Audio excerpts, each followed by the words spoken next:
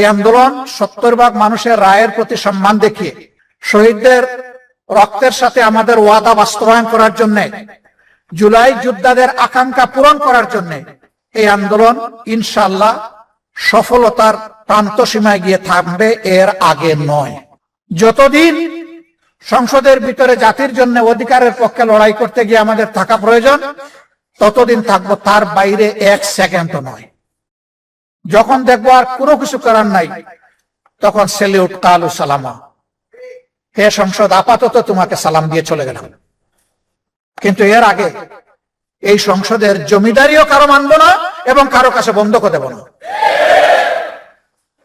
অনেকে বলছেন আন্দোলন শুরু করতে হবে, এটা কি? এটাও আন্দোলনের অংশ।